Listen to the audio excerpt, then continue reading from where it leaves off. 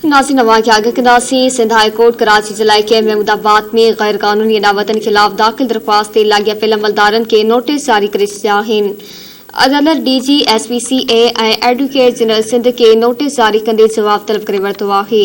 ॿुधणी दौरान दरख़्वास्त गुज़ार चयो त लैंड माफ़िया इलाइक़े में गैर कानूनी तौर पंज माड़ इमारतूं ठाहे रहिया आहिनि।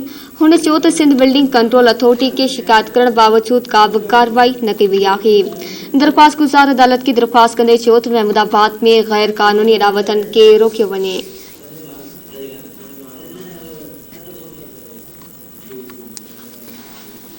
आगाह कई पिया अवां खे सिंध हाई कोर्ट कराची जे इलाइक़े महमूदाबाद में गैर कानूनी अदावतनि ख़िलाफ़ दाख़िल दरख़्वास्त ते लाॻापियल अमलदारनि खे नोटिस जारी करे छॾिया आहिनि। अदालत DG SPCA ऐं एडवोकेट जनरल सिंध खे नोटिस जारी कंदे जवाब तलब करे वरितो आहे। ॿुधणी दौरान दरख़्वास्त गुज़ार चयो त लैंड माफ़िया इलाइक़े में गैर कानूनी तौर पंज माड़ इमारतूं ठाहे रहिया आहिनि। हुन चयो त सिंध बिल्डिंग कंट्रोल अथॉरिटी खे शिकायत करण बावजूदि का बि कार्रवाई न कई वई आहे।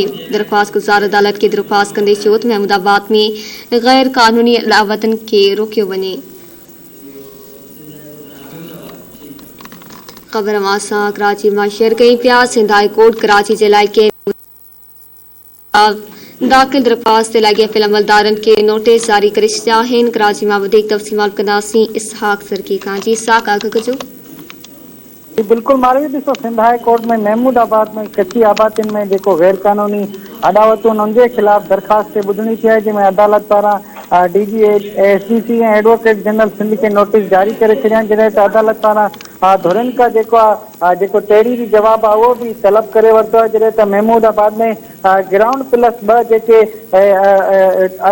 जेको तामीरात आहे उनजी इजाज़त ॾिनी वई आहे, पर दरख़्वास्त गुज़ार पारां ॿुधायो वियो आहे त जेके लैंड माफ़िया आहे उहा महमूदाबाद में पंज जेके मंज़िला इमारतूं आहिनि उन्हनि खे ठाहिण में मसरूफ़ आहे। इन हवाले सां SBCA खे शिकायत कई आहे, पर SBCA का बि इन हवाले सां कार्रवाई नथी करे ऐं महमूदाबाद में जेकी कच्ची आबादी में गैर कानूनी जेको अदावतूं हिन टाइम जारी आहिनि उन्हनि खे रोकियो वञे। या जेको दरख़्वास्त गुज़ार जेको अदालत खे अपील कई आहे, जंहिंमें अदालत पारां DG SPC ऐं एडवोकेट जनरल सिंध को ईंदड़ ॿुधणी ते जेको तहरीरी जवाब आहे उहो बि तलब करे वरितो आहे। ऐं अदालत इहो चयो आहे त महमूदाबाद में ग्राउंड +2 खां मथे जेके फ्लोर आहिनि उहे न ठाहिया वञनि।